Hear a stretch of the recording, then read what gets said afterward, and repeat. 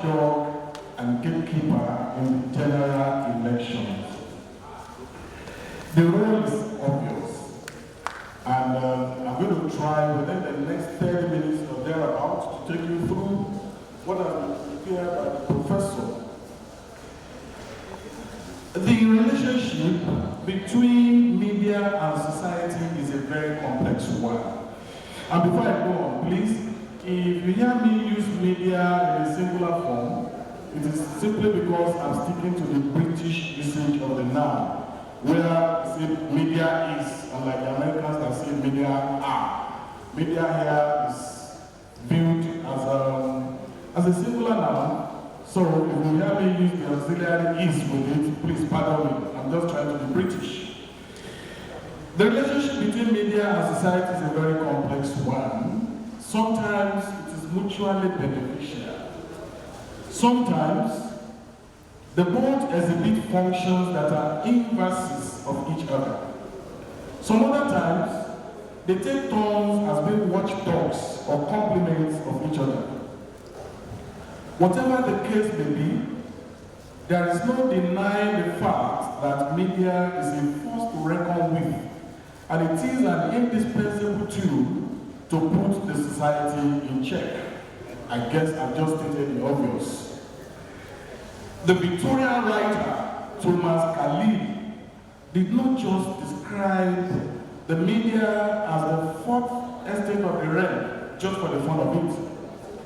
The phrase was coined in recognition of the media as a vital part of democracy and the indisputable watchdog of the Constitution. Harold Laswell, political scientist and communication theorist, isolated some salient functions of the media in 1969. One of them is surveillance, and by the time the representative of the NUJ chairman in the State was speaking, he nearly spoke everything I wanted to say. But we thank God, I think we still have something left. I would have just said amen, because it traversed within a few seconds, it traversed the entire paper. Kudos to you, sir. One of them is surveillance. Like a radar constantly orbiting the earth, the media surveys the environment, calling attention to its strong points and weaknesses, arbitrating for improvement, and thereby constantly putting itself at loggerheads with the power that be. In the discharge of this duty, the media gathers pieces of information, and these they correlate or interpret in the discharge of their second duty as identified by Laswell. Two other functions of the media are cultural transmission and entertainment. Well, the first two functions will serve much of the purpose of this paper. As to be gathered from the foregoing paragraphs, the media does not exist in a vacuum, and it is this contextual existence that impacts its functions in terms of effectiveness and fairness. I now turn to the concept of press freedom. You know, press freedom is an offshoot of freedom of speech. Freedom of speech itself might be an aberration, as there is no such thing as absolute freedom. According to Paulo Coelho, that Brazilian lyricist, and that reminds me of something that I saw in the "You don't need to be a wizard to know what it's worth." The man said, well, in Nigeria, we enjoy as much freedom of speech as we do in America. Because you can go to the White House and shout whatever you think about Joe Biden. And the same token, you can go to Aloore in Abuja and shout whatever you think about Joe Biden. Not about our own employer, but about Joe Biden. Okay. Let me go. The writer, I will go to what he says. Absolute freedom does not exist. What does exist is the freedom to choose anything you like and then committing yourself to that decision. And I guess committing yourself to the consequences as well. That's why some people will tell you that there's really freedom of speech. What you don't have is freedom after the speech. In addition to this, it is common knowledge that a person's freedom ends where another man's freedom begins. As has been affirmed by Justice Oliver Wendell Holmes, John Stuart Mill, that great philosopher, and Abraham Lincoln, 16th US President. Over time, there have been attempts to fashion out conditions through which the media, the society, and government could coexist without undue interference from one to another. These attempts have been documented in the book 4 Theories of the Press by Siebert, Peterson, and Scram in 1963. These theories, known as normative theories, generally tend to describe an ideal way for a media system to be controlled and operated by the government. The important thing to note, however, is that the media cannot function optimally without a reasonable degree of freedom. What factors then interfere with press freedom and by implication the discharge of its duties? I want to briefly talk about media law and ethics. The freedom of journalists to practice unfettered is hampered by the media law and ethics. There are many laws that restrict how the press gathers information and what it disseminates. Among such laws are laws of libel, sedition, Official Secret Act, content, copyright and privacy violation. All these are documented in a book by Simoka in 2014. And he highlights the fact that all over the world, there are governmental agencies which regulate the activities of specific media, such as the Nigerian Press Council, the National Broadcasting Commission, and the National Film and Video Censor Board. On media law and journalism, Bukola that I'm representing has this to say. The law of defamation, as well as of seditious libel, hangs over the journalist. All journalists are expected to be aware of them and to strive to avoid running foul of them. Newspapers have legal departments and broadcasting houses have internal censors who screen news items in particular to ensure that they are free of libelous content. Besides defamation and sedition, there are other offenses that journalists try to avoid, such as contempt of court, which may arise from a few sources, including commenting on a matter that is sub judice, that is, it is undergoing trial in a law court. Then professional ethics, objectivity, balance, fairness, and social responsibility, among others, are ethical terms that are bandied about among journalists and media scholars. They are, however, not easy to practicalize because of their indeterminacy. They are not governed by any precise rules or guidelines. Still, all journalists are expected to be sensitive to them in gathering, processing, and reporting news. Then let's talk about the big one, ownership pattern. Publicly owned and government-controlled media tends to be more authoritarian and more prone to self-censorship than privately owned media. They carry more news favorable to the government of the day and avoid news unfavorable to it. They avoid direct criticism of government actions and suppress news that will amount to revealing government secrets. This is not to suggest that privately owned media are free to report what they like, the way they like to.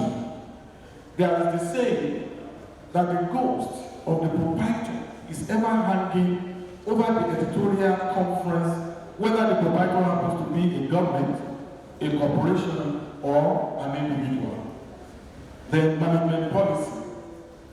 This is usually contained in the mission statements and reflected in the practice codes of each media establishment. It flows from the publisher through the management and editorial boards to the editors, writers, and reporters. Given the pyramidal hierarchical structure of media organizations, management policy tends to engender the kind of bureaucracy which democratic participant theory frowns upon. Influence of advertisers. Since the commercial press in particular is so dependent on advertising revenue, the tendency of the press to defer to the feelings of the advertisers, especially big advertisers, is understandable.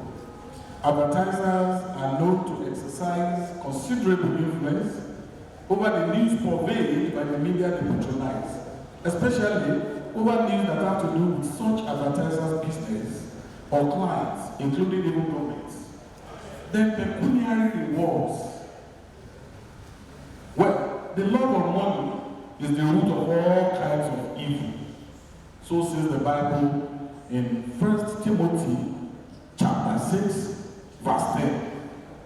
This assertion will continue to remain valid for as long as the earth remains, and man's wants remain insatiable. The love of money in journalism, raging as in other endeavors, beclouds personal judgment and negatively impacts objectivity and fair play. Then let's move to the business of the day. The concept of gatekeeping. Gatekeeping, according to McQuay, 2006, page 111, refers to conscious and deliberate efforts by journalists, reporters, media professionals to decide which information to transmit, modify, and delete entirely. The exercise involves shaping, displaying, timing, and repeating messages and contents for emphasis, consequent upon a number of factors and variables. Anaito Onabajo and Osifeso, 2008, they talk about three functions performed by the gatekeepers. One, to limit the information the public receives by editing out some items before dissemination. Two, to expand the amount of depth of information by giving additional facts. And three, to organize or interpret information or news item. Bennett identified 4 gates. There are 4 gates. The reporter's personal and professional and news judgment values. And of course, if a journalist has a lot of proficiency and is adept at what it does, he will be able to recognize what is newsworthy and what is not. If the reverse is the case, then there is the tendency that it might uphold something that is not as newsworthy as the one that is petitioning. Number 2, bureaucratic or organizational news gathering routines that establish the working relations between reporters' sources. 3, economic constraints on news production, such as concentration of cost, efficiency, advertising potential, and audience demographics. The last one, information and communication technologies that define the limits of time and space and enable the designs of new information that appeal to the audiences. Gatekeeping, framing, and agenda setting are all theories that show the power of the media. So it becomes impossible to talk about the gatekeeping theory without mentioning the proponents of the framing and agenda setting theory. The agenda setting theory, for instance, says that journalists have such power as to tell you what to think about. It says, well, they might not be successful in telling you what to think. You are free to think. But they are stunningly successful in telling you what to think about. By the amount of prominence, the amount of space, the amount of time devoted to any item, they are setting the agenda. What the press believes is important is what you as individuals believe is important. That is the whole focus of the agenda setting theory. This power, the power that the media has, in the main stems from the subjective nature of the job. Yes, objectivity is a watchword in journalism. But as has been discussed earlier, objectivity in journalism could be as elusive as a dream. Lester McCare of the New York Times drives this notion home succinctly. Look at this. He uses an illustration, which is very, very pungent. The reporter, and he's talking about the most objective reporter, collects 50 facts. Out of the 50, he selects 12. Gatekeeping has started to include in his story. You know, he can hide under the fact that there is such thing as space limitation. There's no space, so I'm selecting 12 out of these 50 facts. But in the process of selection, it takes a lot of decision, which is important. He wants to shut some facts out and allow some in. There is something, like we said, because of the limitation. Thus, in discuss 38, that is judgment number 1. Then, the reporter or editor decides which of the facts shall be the first paragraph of the story, thus emphasizing one fact over the other 11. That is judgment number 2. Then, the reporter or editor decides whether the story shall be placed on page 1 or page 12. On page 1, it will command many times the attention it would on page 12. That's judgment number 3. This so-called factual presentation is thus subjected to 3 judgments, all of them most humanly and most ungodly made. If you're conscious about what you're doing, you are selective about it, there are some factors that are directing your choices. Chutsi, 1995, page 38, is right in his observation, therefore, when he says, news is not reality. It's a transformation, a simplification, and a reduction. Media as watchdog and gatekeeper of the 2023 general elections. It is now time to zero in on what has been circumvented all along. Imagine the 2023 general elections getting conducted without the media. Just imagine that. That we're going to conduct the 2023 general elections and then the media will not be involved. And you get the picture more clearly about the rules. Without the media, you have to rely on house-to-house visits, and I'm talking about politicians, to get your message across to the electorate. And the electorate will have to wait for the visits of the candidates to receive such messages, or they rely on the rumor mill for them. After voting, you will need to stay put at your polling unit to determine the number of people that come there to vote. And I think you must be a genius in mathematics for you to achieve that. And for the overall voting trend, if you want to know, God help you. It will indeed involve a multitasking on an unprecedented scale, because you will also need to move from one polling unit to the other, all over the country, to really know what is going on. As the watchdog and gatekeeper of the 2023 general elections, the media will be operating in a familiar terrain, as it will be discharging its legitimate duty, which is secured and guaranteed by the 1999 Constitution of the Federal Republic of Nigeria in its Section 39, subsection 1, and Section 39, subsection 2. This function that will be carried out is also validated by the United Nations General Assembly Resolution 59, Section 1 of December 14, 1946, which states that freedom of information is a fundamental human right and is the touchstone of all the freedoms to which the United Nations is consecrated. Freedom of information implies the right to gather, transmit, and publish news anywhere without filters. Furthermore, be assured that you have the backing of Article 19 or the Universal Declaration of Human Rights of December 10, 1948, which states that everyone has the right to freedom of opinion and expression. This right includes freedom to hold opinion without interference and to seek, receive, and impart information and ideas through any media, regardless of frontiers. Thankfully, the Freedom of Information Act was passed during the time of President Goodluck Jonathan, although they have been moved to do it during the Abacha era. You will also be backed by Article 19 of the International Covenant on Civil and Political Rights of December 10, 1966, which states as follows: everyone shall have the right to hold opinions without interference.